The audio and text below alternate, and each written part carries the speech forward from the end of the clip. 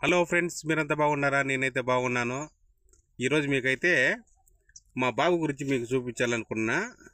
ఇది చాలా చరిత్ర ఉంది. ఒకసారి రాని చూపిస్తాను.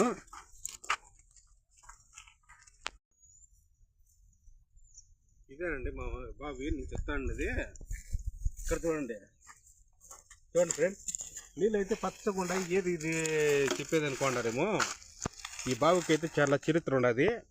ఈ చుట్టుపక్కల ఎక్కడ కూడా 1 కిలోమీటర్ దూరంలో ఎక్కడ నీళ్ళు అనేది ఉండవు.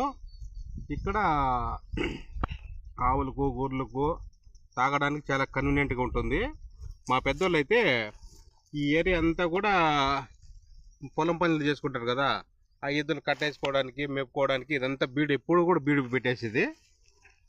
వాటి నీళ్ళు తప్పుకోవడానికి ఈ గుంత తవ్వినారు. ఈ గుంతలో అయితే మలకల పున్నము ఉగాది వరకు మామూలుగా ఉంటాయి. ఇప్పుడంటే బోర్ నీళ్ళు వస్తున్నాయి. ఇక్కడంతా గిడ్డికి పారుతూ ఉంటుంది కదా, దానివల్ల ఊరు వస్తూ ఉంటాయి. మనం నీళ్లు పెట్టకపోయినా కూడా ఉగాది మలకల పున్నం వరకు అయితే గ్యారెంటీ ఉంటాయి నీళ్ళు. మళ్ళీ ఆయనకు వర్షాకాలం స్టార్ట్ అవుతుంది కాబట్టి మళ్ళీ వర్షాలు పడతాయి, మళ్ళీ నీళ్ళు వచ్చేస్తాయి. ఇది మాత్రము ఇక్కడ ఎక్కడా కూడా నీళ్ళు దొరకవు ఫ్రెండ్స్. ఎప్పుడు కూడా జీవాలకు ఎక్కడెక్కడోళ్ళు ఈ చుట్టుపక్కల ఏరియాలో అందరూ కూడా వచ్చి జీవాలకు అయితే ఇక్కడ నీళ్ళు తప్పుకునే వాళ్ళు.